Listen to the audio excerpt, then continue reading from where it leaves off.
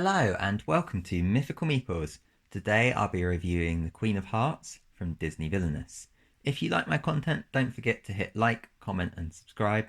And if you want to support me in other ways, you can also become a member of Mythical Meeples or support me on Patreon.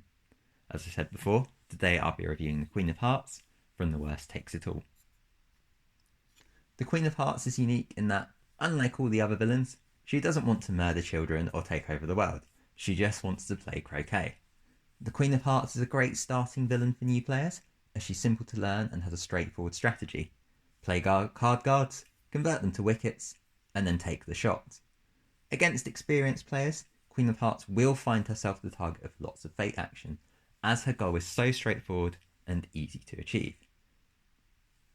So for me, Queen of Hearts is an easy villain to play as, out of easy, medium and hard. She is by far the strongest in The Worst Takes It All, and also one of the strongest in the game, coming behind villains like Evil Queen, Dr. Facilia, and Madam Mim. She can, however, be stopped from winning completely. If you play Alice, and you manage to, your opponent plays Alice, and they manage to play enough Moanraths to move your allies that you can't defeat Alice, and you don't have wickets at all of your locations, it can be impossible to win. It's really, really hard to achieve this, but for your opponents to achieve that. But if they do, it means that you physically cannot win, and that you've been the target of a lot of fate actions.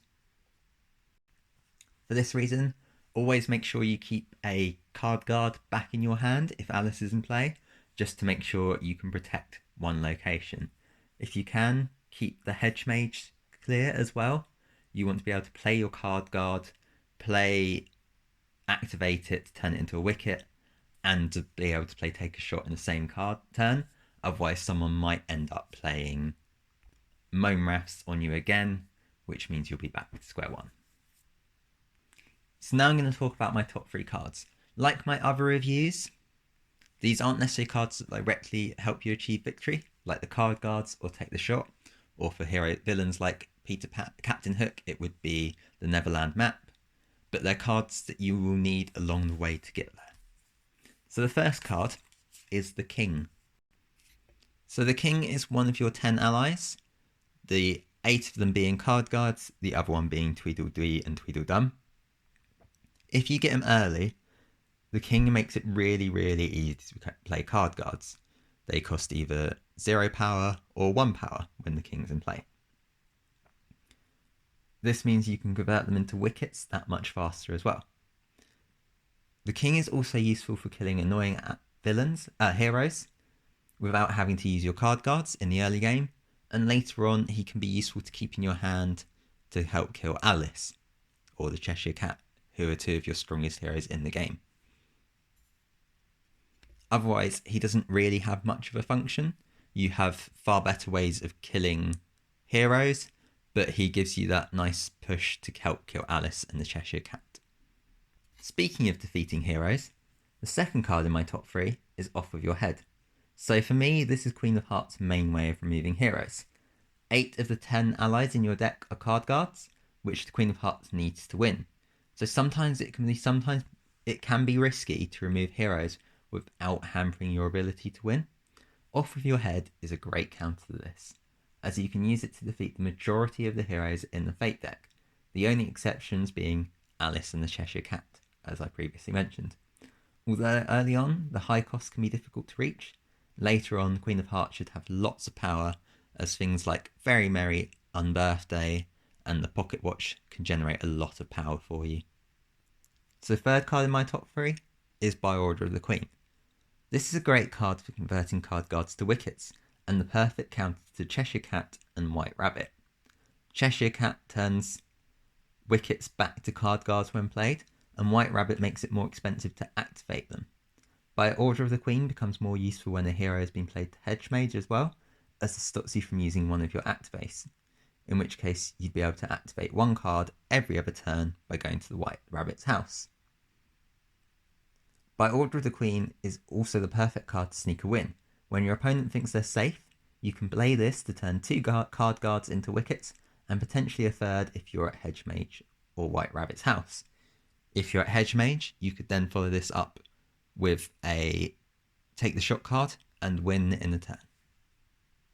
So it's an alternative to activating your card guards, which is more efficient in terms of power and actions. So those are my top 3 cards. However, I do want to make a special mention. Tweedledee and Tweedledum. So for me, this is another good anti-hero card. It's got a high cost, which does sting early on and removes some of the versatility from the card, but later in the game, Queen of Hearts generate power with ease. Tweedledee and Tweedledum also doesn't need to be discarded when used to defeat a hero, and if you can attach spears to them, they become even stronger. Most of the time you won't want your card guards to defeat heroes, so Tweedledee and Tweedledum and the King become your main defense against the stronger heroes, Alice and the Cheshire Cat, as you won't want to use your card cards to defeat them. However, if Alice is in play, Tweedledee and Tweedledum can become useless. If no hero is played to their location, they won't be able to defeat anything.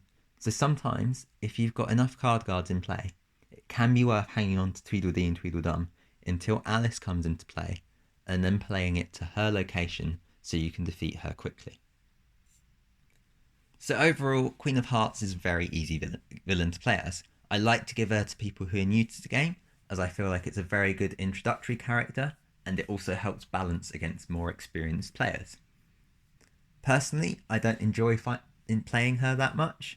I find her too easy and straightforwards. It's play card guards, and then look for your take a shot cards, really.